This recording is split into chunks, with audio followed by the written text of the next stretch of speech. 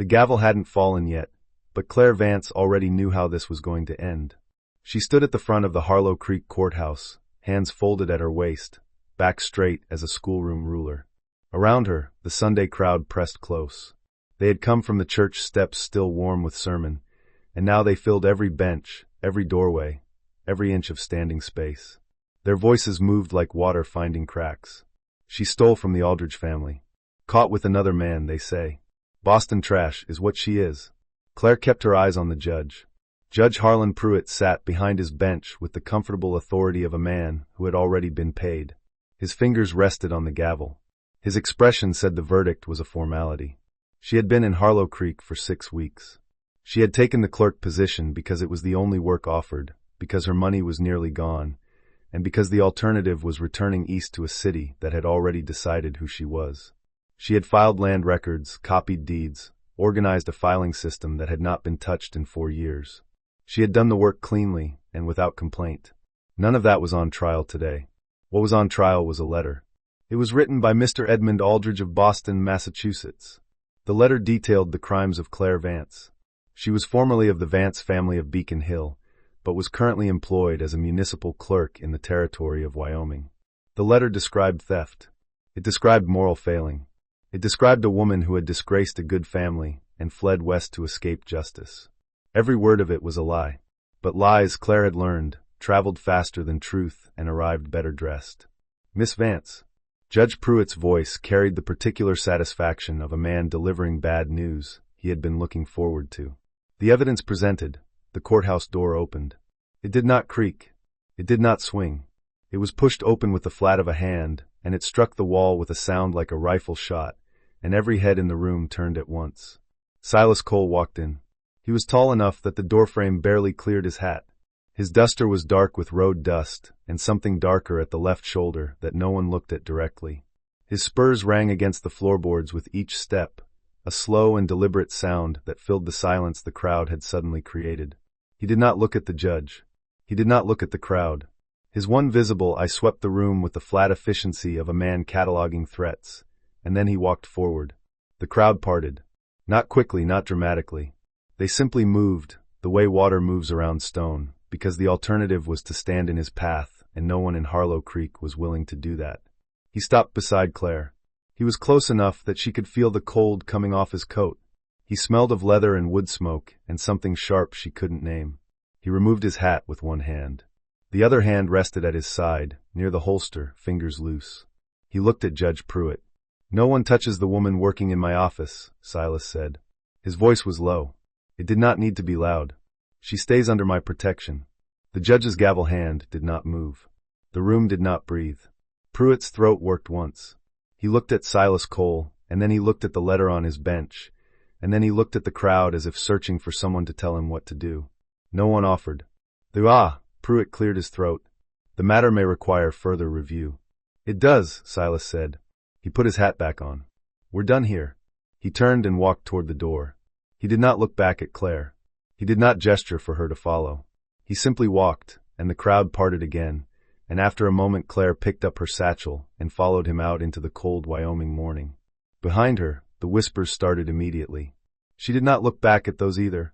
The sheriff's office sat at the north end of Main Street, wedged between the land registry and a building that had once been a telegraph office and was now used for storing grain. It was not large. 2 rooms, a wood stove, a desk buried under 4 years of accumulated paperwork, and a single window that faced the street. Claire had been working in it for 6 weeks. She had organized the paperwork in the first 3 days. Silas Cole had not thanked her for that. He had looked at the neat stacks, looked at her, and said nothing. She had taken that as permission to continue. Now she sat at the desk in the outer room, the lamp burning low, a land deed spread before her.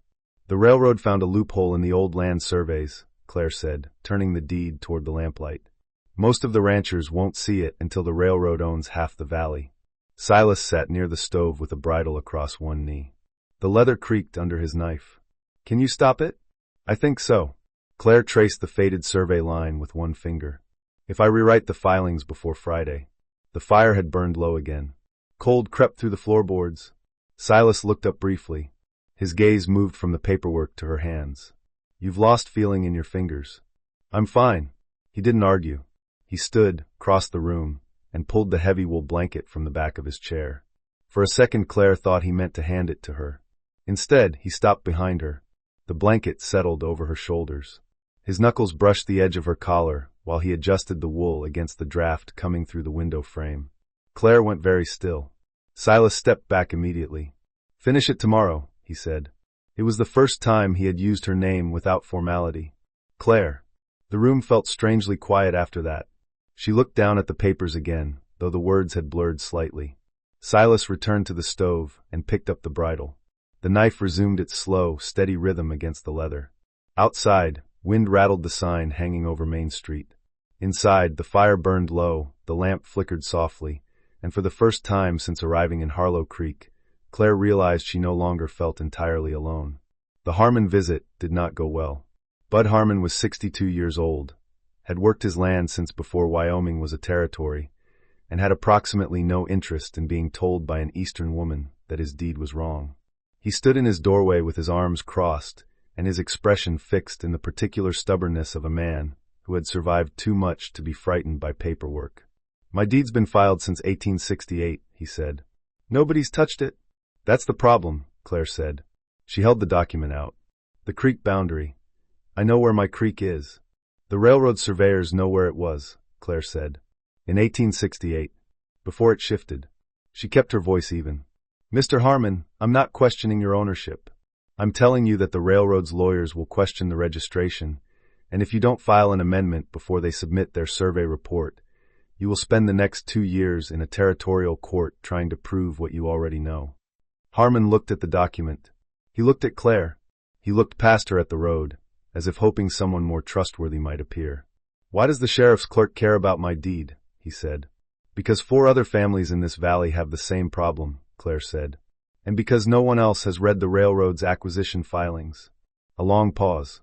"How much does it cost?" Harmon said finally. "Nothing," Claire said. "I'll draft the amendment tonight. You sign it tomorrow. I file it before the end of the week." Another pause. Longer. "All right," Harmon said. He did not thank her. He took the document and went back inside and closed the door. Claire walked back to town. She was halfway down the main road when she heard the voices. 2 women stood outside the mercantile, their shopping baskets on their arms, their heads tilted together. They did not lower their voices when they saw her. "There she goes," said the first woman. Her name was Dora Finch, and she had been the loudest voice at the courthouse 2 weeks ago, playing at being useful. "Heard she's been going door to door," said the second, "telling people their deeds are wrong. Like she'd know. Like she'd know anything except how to ruin a good family's name." Claire kept walking. Her jaw was tight. Her hands were loose at her sides. "Shame the sheriff doesn't know what kind of woman he's protecting," Dora said, louder now, aimed at Claire's back. "Then again, maybe he does." Claire stopped. She turned around slowly. Dora Finch met her eyes with the bright confidence of a woman who had never been answered back. "Mrs. Finch," Claire said. Her voice was steady. "I have read every land deed filed in this county in the past 30 years. I have found 5 registration errors. The Continental Railroad intends to use these errors to seize land, taking it from families who have worked it for decades." She paused. "I'm going to fix those errors. Whether you believe I'm capable of it is not something I have time to concern myself with." She turned and walked on. Behind her, silence. Then the low murmur of voices resuming, different now, uncertain. From across the street, Silas Cole sat on his horse outside the feed store. He had been there long enough to hear. His hand rested on the saddle horn. His expression did not change, but his eyes followed Claire Vance all the way down the street. The blizzard came on a Thursday. It arrived without the usual warning, the sky going from gray to white in the space of an hour, the wind picking up until it was no longer wind, but a solid thing pressing against walls and windows. By nightfall the temperature had dropped hard, and the snow was coming sideways. Claire was still at the desk when the lamp oil ran low. She had been working on the 3rd deed amendment, the Calloway property, and she was close enough to finishing that she did not want to stop. She trimmed the wick and kept going. The stove had burned down. She had not noticed until her fingers stopped moving properly. She was reaching for the wood box when the door opened and Silas came in, snow on his shoulders, his face sharp with cold. He looked at the stove, looked at her hands, and said nothing. He crossed to the wood box, loaded the stove, and got the fire going again in less time than it would have taken her to find the matches. Then he went to the back room and came out with the heavy wool blanket from his cot. He set it on the desk beside her without comment. Claire looked at it. Then she looked at him. He had already sat back down in his chair. He was pulling off his gloves, his movements economical, unhurried. The fire was beginning to push warmth into the room. "The Calloway amendment is almost done," Claire said. "It'll keep until morning." "The filing deadline is Friday," he said. "It's Thursday night." He looked at her. "Finish it in the morning." Claire looked at the document. Then she set down her pen. She pulled the blanket around her shoulders. The wool was heavy and smelled of wood smoke and something else, something she didn't examine too closely. Silas leaned back in his chair. He had not put his gloves back on. His hands rested on his knees, the knuckles scarred in the particular way of a man who had used them for more than ranch work. The fire crackled. The wind pressed against the window. "Why did you come in today?" Claire said. "To the courthouse." A pause. "You work in my office," he said. "That's not an answer." He was quiet for a moment. Outside, the blizzard pushed hard against the building. "I read the letter," he said. "The one Aldridge sent." Claire went still. "I have contacts in Boston," Silas said. "Former marshals. I asked them about Edmund Aldridge." He looked at the fire. "He's done it before. Different woman. Different city. Same letter." The room was very quiet. "You knew," Claire said. "I knew enough." She looked at her hands, wrapped in the edge of the blanket. "You could have told me. I'm telling you now." It was not an apology. It was not quite an explanation. It was simply the truth, offered plainly, without decoration. Claire found, to her own surprise, that it was enough. "Thank you," she said. Silas nodded once. He picked up the bridle again. The knife moved in the firelight. They sat in silence until the storm eased, and neither of them moved to leave. The deed amendments were filed on Friday morning. By the following Tuesday, word had spread. Not the way gossip spread, fast and distorted, but the slower way that facts moved person to person, with the weight of something real behind them. Bud Harmon told his neighbor. His neighbor told the man at the feed store. The man at the feed store told his wife, who told Dora Finch, who said nothing publicly, but was seen reading the notice Claire had posted outside the land registry, with an expression that suggested she was revising several opinions simultaneously. The Calloway family came to the office on Wednesday. Tom Calloway was 40 years old, and had the hands of a man who had never done anything but work. He stood in the doorway with his hat in both hands, and looked at Claire with an expression she had not seen directed at her in a long time. "My wife wants to know if you'd come to supper," he said.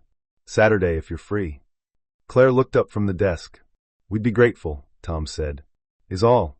"I'd like that," Claire said. He nodded, put his hat back on, and left. Silas was in the doorway of the back room. He had heard. He said nothing, but when he turned back to his work, something in his posture had shifted, something loosened, as if a tension he had been carrying had eased slightly. Claire noticed. She did not remark on it, but she filed it away carefully, the way she filed everything that mattered. Edmund Aldridge arrived on a Saturday. Claire knew before she saw him. She felt it in the way the street changed, the way conversations stopped and heads turned toward the south road.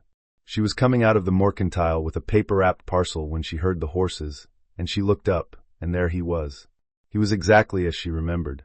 Tall, well-dressed, the kind of handsome that photographed well and meant nothing. He rode with two men she didn't recognize, broad-shouldered men in city coats who sat their horses like they were more comfortable in carriages. Edmund saw her immediately. He smiled. It was the smile she remembered from Boston drawing rooms, from dinner parties, from the night he had handed her a glass of wine and told her she was the most remarkable woman he had ever met. She had believed him then. She had been 28 and lonely, and she had believed every word. "Claire," he said. He dismounted with practiced ease. "You look well." The street had gone quiet. People had stopped. She could feel them watching. "Edmund," she said. Her voice was level. "I've come a long way." He stepped closer. "I think it's time we resolve this misunderstanding." "There's no misunderstanding," Claire said. "You wrote a letter full of lies and sent it to a territorial judge. That's not a misunderstanding. That's a choice." Edmund's smile did not waver. "You always were direct." He glanced at the people watching. "Perhaps we could speak privately." "No." The smile thinned. "Claire, whatever you have to say, you can say it here." She held his gaze. "I'm not going anywhere with you." Edmund looked at her for a moment. Then he nodded to one of the men behind him. The man reached into his coat and produced a folded document. "Miss Vance," he said, his voice flat and professional, "I'm a licensed investigator retained by the Aldridge family. I have a warrant for your return to Massachusetts to face charges of—" "That warrant," said a voice behind Claire, "isn't worth the paper it's printed on in this territory." Silas Cole walked through the crowd. He did not hurry. He moved the way he always moved. He possessed the quiet, unhurried certainty of a man who never needed to rush to establish his authority. The crowd opened for him without being asked. He stopped beside Claire. His hand came to rest at the small of her back, light but unmistakable, and she felt the warmth of it through her coat like something she had not known she was cold without. His eyes were on Edmund Aldridge. "A Massachusetts warrant requires territorial endorsement," Silas said. "You don't have one." "I'd know because I'd have signed it." He looked at the investigator. "You want to show me that document?" The investigator looked at Edmund. Edmund's jaw was tight. "I thought not," Silas said. Edmund stepped forward.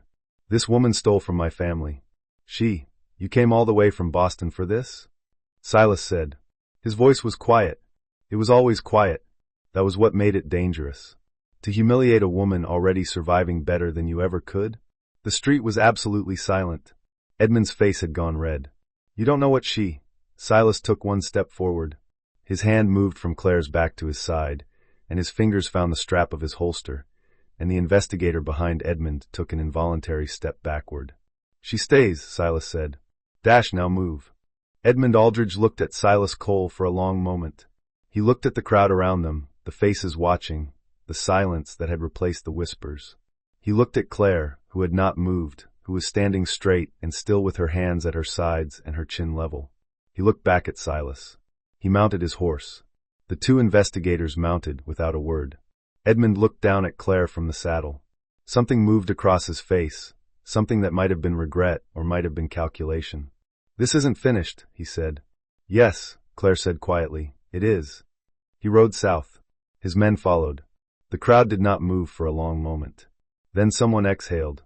Then someone else. Then the murmur started, low and different from before, not the murmur of gossip, but the murmur of people processing something they had witnessed and were not sure how to name. Dora Finch stood near the mercantile steps. Her basket was on her arm. Her expression was complicated.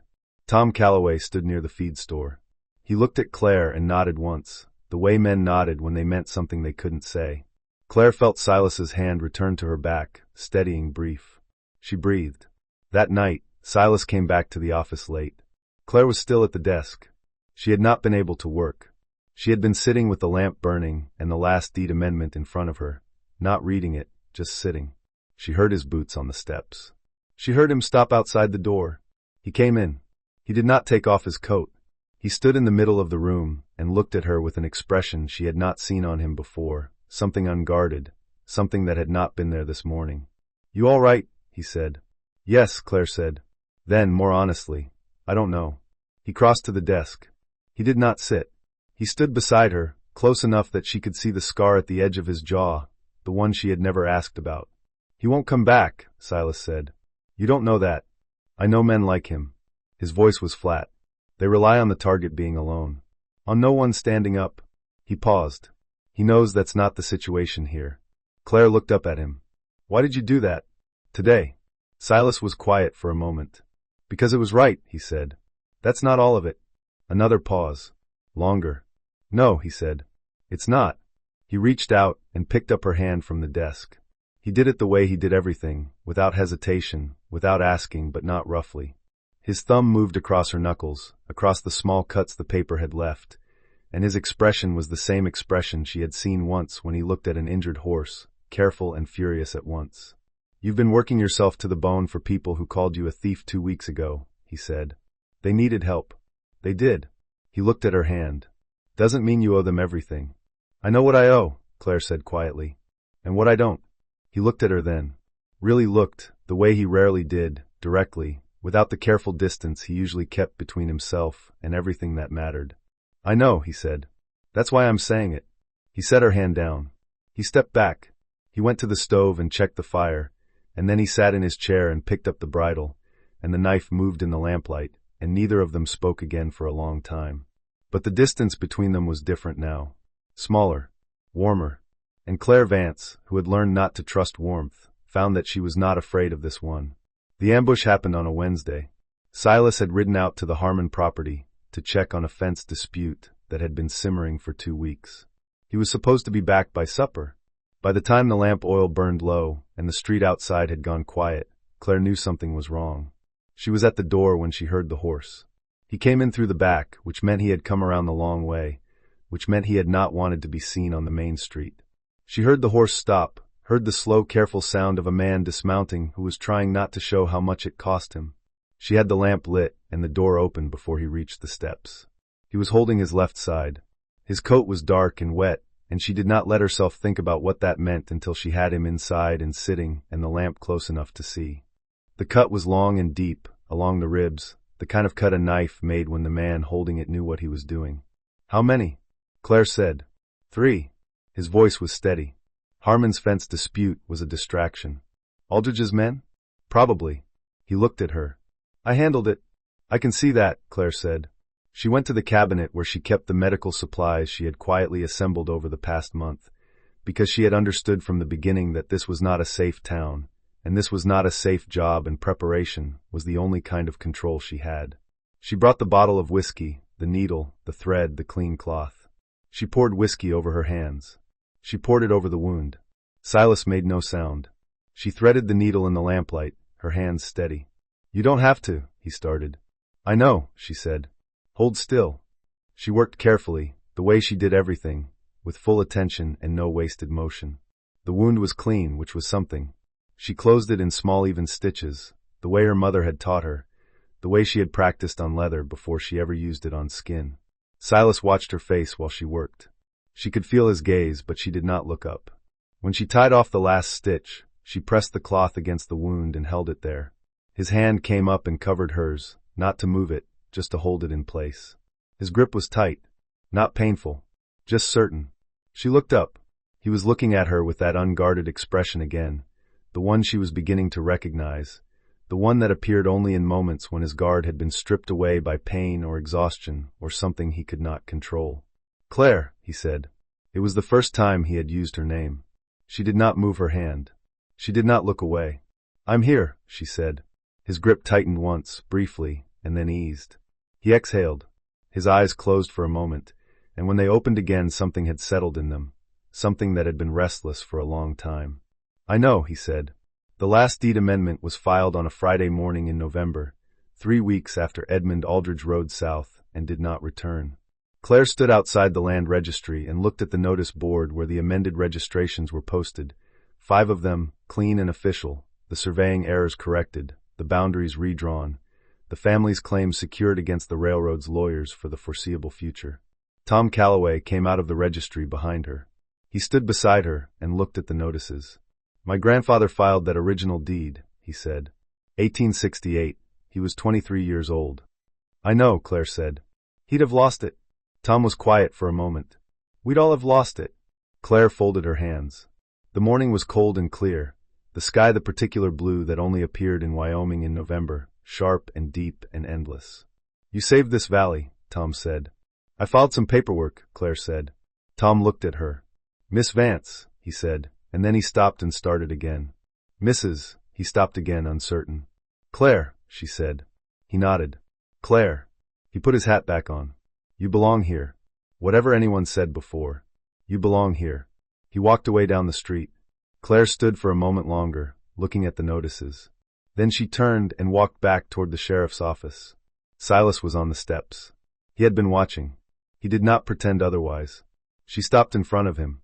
"Tom Calloway just told me I belong here," she said. "He's right," Silas said. "You could have said that weeks ago." "I could have," he agreed. She looked at him. He looked back. The morning light was on his face, and she could see the scar along his jaw clearly. His left eye was always in shade, hidden by the shadow under the brim of his hat. He had the particular stillness of a man who had learned to hold himself very carefully. He did not entirely trust what he might do if he stopped. "Silas," she said. "Claire." "I'm not leaving," she said. Something moved across his face. Not surprise. Something deeper than surprise, something that had been waiting a long time to be allowed. "I know," he said. He reached out and tucked a loose strand of hair back from her face, his fingers careful, his touch brief and deliberate. Then he stepped back and held the door open. She went inside. He followed. Winter settled over Harlow Creek the way it always did, hard and clean and without apology. The stove burned through the nights. The lamp burned through the evenings. The paperwork accumulated and was dealt with and accumulated again. Claire learned the rhythms of the office, the rhythms of the town, the rhythms of the man who moved through both with the same quiet authority he brought to everything. She learned that he took his coffee black and his meals late and his sleep in short stretches, that he checked the street twice before he slept and once before he spoke, that he was capable of extraordinary gentleness, and that he reserved it for things he had decided mattered. She was one of those things. She understood that now. One morning in December, she was baking bread in the small kitchen at the back of the office, because the stove was hot and the flour was there, and because she had discovered that the act of making something with her hands settled her mind in a way that nothing else did. The bread was rising. The kitchen smelled of warmth. She heard him come in from the cold. She heard him stop. Then his arms came around her from behind, his coat still cold from outside, his face lowering to the curve of her neck. He did not speak. He simply held her, his arms steady, his breathing slow, his whole body a kind of declaration. Claire set her hands over his. Outside, the wind moved along the street. Inside, the bread rose and the fire burned, and the morning held them both in its ordinary light. She had come to Harlow Creek with nothing but a satchel and a reputation that wasn't hers. She had come expecting nothing, hoping for less. She had found work. She had found purpose. She had found a town that had learned, slowly and imperfectly, to see her clearly. And she had found this man. This difficult, careful, dangerous, and loyal man. He had walked into a courthouse and stood beside her before he even knew her name. And he had never once asked her to be smaller than she was. "Silas," she said. I'm glad I stayed." He was quiet for a moment. His arms tightened slightly. "So am I," he said. The bread finished rising. The morning continued. And Claire Vance, who had once been told she had no place in the world, stood in the warmth of the only place she had ever chosen for herself, and found that it was enough. More than enough. It was home.